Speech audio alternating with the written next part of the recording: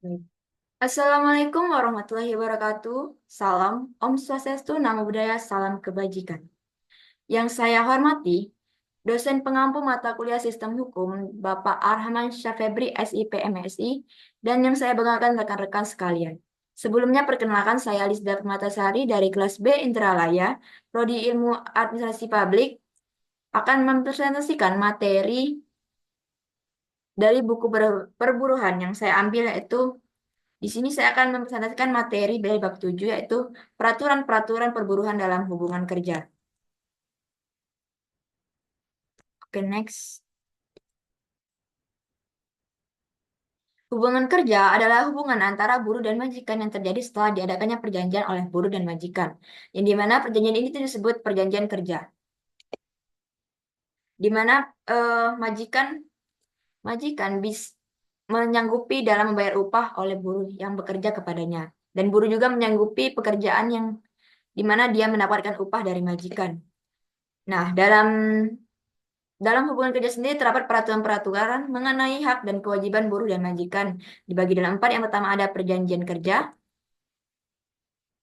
Perjanjian kerja secara lisan dalam pasal 51 Undang-Undang Nomor 13 Tahun 2003 dengan surat pengangkatan oleh pihak majikan atau secara tulisan, yaitu yang mana ditandatangani oleh kedua pihak antara buruh dan majikan. Lalu selanjutnya dalam pasal 53 Undang-Undang Nomor 13 Tahun 2003, yaitu di mana undang-undang menetapkan bahwa dalam perjanjian tertulis biaya surat, biaya tambahan lainnya harus dipikul oleh majikan atau pengusaha. Dalam perjanjian kerja diadakan secara sukarela dengan tertulis, majikan berusaha untuk tidak membuat banyak janji yang menguntungkan buruh. Di mana di sini sendiri diatur dalam peraturan Menteri Tenaga Kerja, Transmigrasi dan Koperasi Nomor 2 MIN 1978 tentang peraturan perusahaan dan perundingan pembuatan perjanjian perburuhan menuju ke jurusan itu. Selanjutnya, peraturan majikan. Peraturan majikan atau peraturan perusahaan yang diadakan oleh satu atau sepihak oleh majikan sehingga majikan dapat masukkan apa saja yang diinginkan tanpa melanggar undang-undang, tata usia atau ketentuan hukum yang ada. Yaitu di mana dalam peraturan yang telah disebutkan selanjutnya, tiap perusahaan mempekerjakan sejumlah 25 buruh atau lebih wajib membuat peraturan perusahaan. Pembuatannya itu harus didahului dengan konsultasi dengan buruh-buruhnya dan pegawai dari Direktorat Jenderal Perlindungan dan Perawatan Tenaga Kerja. Lalu selanjutnya itu ada perjanjian perburuhan di mana yang diberikan oleh satu atau beberapa serikat buruh yang terdaftar pada Departemen Perburuhan dengan seorang atau beberapa majikan dan perkumpulan majikan pada hukum yang pada umumnya memuat syarat perburuhan yang harus diperhatikan dalam perjanjian kerja.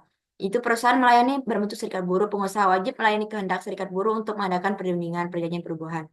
Negara juga melakukan berbagai peraturan dengan tujuan menciptakan suatu kedudukan buruh yang layak bagi kemanusiaan baik yuridis dan ekonomis maupun sosiologis dan keamanan badania.